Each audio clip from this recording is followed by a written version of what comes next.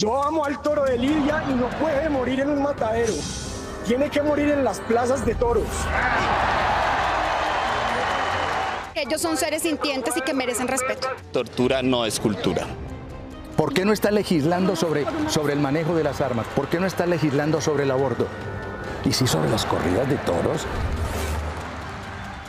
Le anclan al cuerpo unas banderillas y en el tercio final le atraviesan una espada donde finalmente le dan muerte al animal. Se le mide la casta al toro, al temperamento al toro. Pues a cualquiera se le mide el temperamento si le atraviesan y le entierran a un... No, hay cobardes, no, hay cobardes.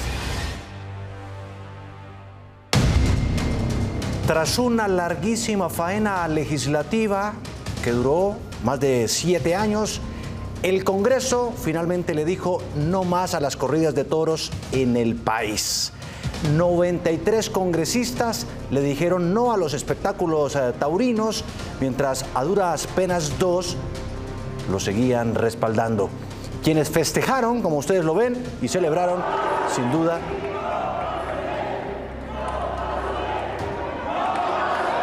fueron los congresistas ambientalistas y muchos otros que hacen parte de esa postura frente al no rotundo a los toros y a la lidia. Una tradición, una costumbre que incluso había sido respaldada por la Corte Constitucional.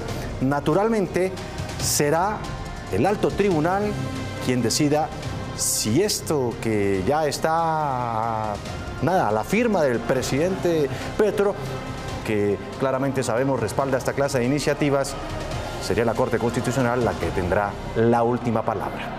A esta hora de la noche, estas son las imágenes de hace unos minuticos en el Senado, en el Congreso de la República.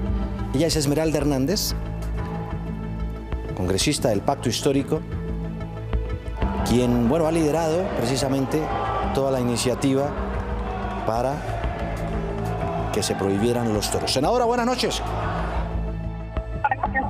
Hola Juan Diego, buenas noches. Un saludo para ti, para la audiencia que nos vean ahora. Senadora, finalmente, ¿qué queda después de la votación? Pues bueno, hoy se aprobó en su cuarto debate con una inmensa mayoría. Significa que ya se superaron los 4 debates necesarios para convertirse en ley de la República. Simplemente falta un proceso de conciliación, que es un proceso un poco más de trámite, y la sanción, es decir, la firma del presidente de la República para que se convierta en ley de la República y pasen a la historia las corridas de toros, Juan Diego. ¿Todavía la Corte Constitucional puede hacer algo o no? Pues con seguridad los taurinos van a radicar todas las demandas de inconstitucionalidad, darán la pelea en la Corte, pero nosotros tenemos la certeza y la tranquilidad, Juan Diego, de que el proyecto, el articulado es completamente constitucional. Primero, y segundo, de que no hemos tenido ni un solo traspié, ni un solo vicio de procedimiento, nos hemos curado en salud de absolutamente todo, no hay vicios de forma en el proyecto de ley hasta su votación en el último debate, entonces con seguridad no va a prosperar, y yo espero y confío plenamente en que la Corte Constitucional ratifique esta decisión histórica que ha tomado hoy el Congreso de la República. Senadora, realmente ha sido una larga batalla, ¿no?, en el Congreso por parte de los congresistas animalistas, ambientalistas como usted. Así es, Juan Diego. Esta es una lucha sobre todo de la ciudadanía. De más de 30 años, 14 proyectos se han hundido aquí en el Congreso de la República. Este es el proyecto número 15. Nunca antes habíamos llegado a este punto, por supuesto, de la votación en cuarto debate, y hoy lo logramos. Hoy hicimos historia, hoy el Congreso legisló de cara al clamor ciudadano, a ese casi 90% de la ciudadanía que rechaza las corridas de toros. Hoy es un día histórico para los animales, pero también para la dignidad humana. Yo creo que era indigno seguir legitimando y legalizando por parte de un Estado la tortura de seres que pueden sentir lo mismo que podríamos sentir tú o que podría sentir yo si me atraviesan una espada por todo el cuerpo. Sí, senadora, déjeme ponerme en los zapatos también de los trabajadores alrededor de los toros. ¿Qué va a pasar con los toreros?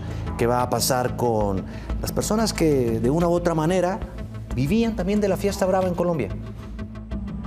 Pues bueno, el proyecto de ley, o la ley más bien, ya incluye un periodo de transición en total de 4 años. Los 3 primeros años son para implementar un proyecto o un programa de reconversión laboral, donde se van a identificar el sector taurino y se va a construir con ellos el programa donde transiten hacia otro tipo de actividades, que hagan un proyecto productivo, que quieran ir a la industria, al turismo. Esos 3 años van a garantizarse para ese proceso, pero además se va a incluir se incluyó un año para la transformación de las plazas de toros en escenarios artísticos, donde se hagan conciertos, ferias, actividades deportivas, y ellos tienen prioridad en la vinculación de todo el proceso que significa hacer los eventos, es decir, que van a tener mayor actividad económica, así como los vendedores informales, las personas que digamos que tienen algún beneficio económico alrededor de la tauromaquia o de las corridas de toros.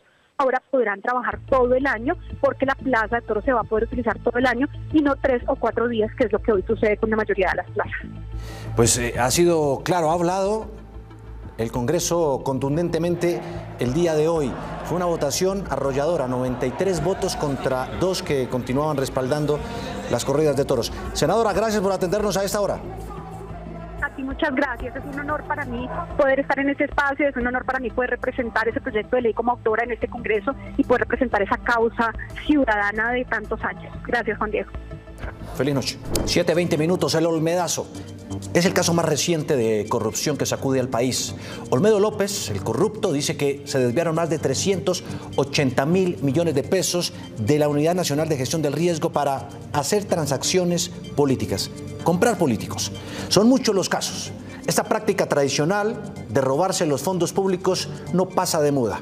Hagamos algo de historia, sobre todo para los jóvenes y también para que recordemos los viejos.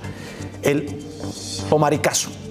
En 1999, durante el gobierno de Andrés Pastrana, Armando Pomarico, presidente de la Cámara de Representantes, creó una red de contratación dentro de la Cámara misma para robar a diestra y siniestra. En ese caso, hace 25 años, 5.300 millones de pesos. Bueno, traído al dinero de hoy, es una millonada. Y finalmente fue condenado a 12 años de prisión y otros más.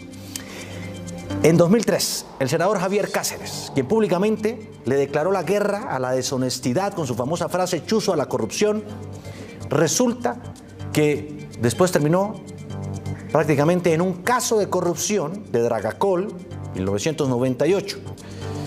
Después de que le lanzó palos y chuzo a la corrupción, acabó bailando con la misma corrupción, aliado de paramilitares y además condenado por eso. Este otro caso, no menos preocupante. La yidis política era del gobierno del presidente Álvaro Uribe. La desconocida congresista santanderiana, Yidis Medina, se robó toda la atención, los reflectores, luego de reconocer públicamente que había recibido puestos, notarías, a cambio de votos, de apoyar la reelección, igual que Teodolindo Avendaño, otro congresista del que nadie o muy pocos sabían en el país, pero a raíz de este escándalo, naturalmente, ocupó las primeras planas. De ese escándalo terminaron salpicados realmente funcionarios muy cercanos al presidente Uribe. El ministro de la Política del Interior, en ese momento Sabas Pretel de la Vega, ¿no?, condenado por eso, al igual que el exministro de Salud o Protección Social en ese momento, Diego Palacio, y también el secretario de Presidencia, Alberto Velázquez, 3 alfiles claves del presidente Uribe. 2 casos recientes.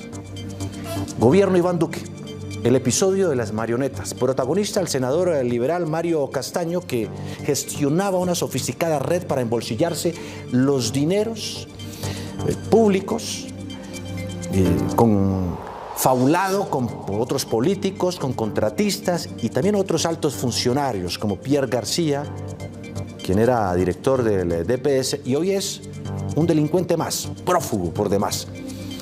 Y Castaño murió extrañamente en prisión, condenado por eso.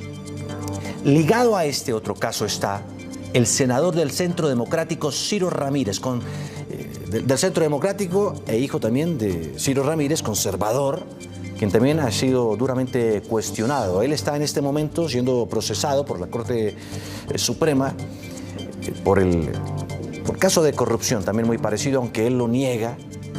Y ahí hay otros políticos y congresistas más que todavía no han rendido cuentas. El trueque clásico de votos por favores ha sido una constante en la política. Lo que realmente brilla por su originalidad en esta ocasión, en el presente, es la versión moderna de cambiar votos por puestos, por contratos y por cash, dirían los muchachos, por efectivo, fajos de billetes en maletas.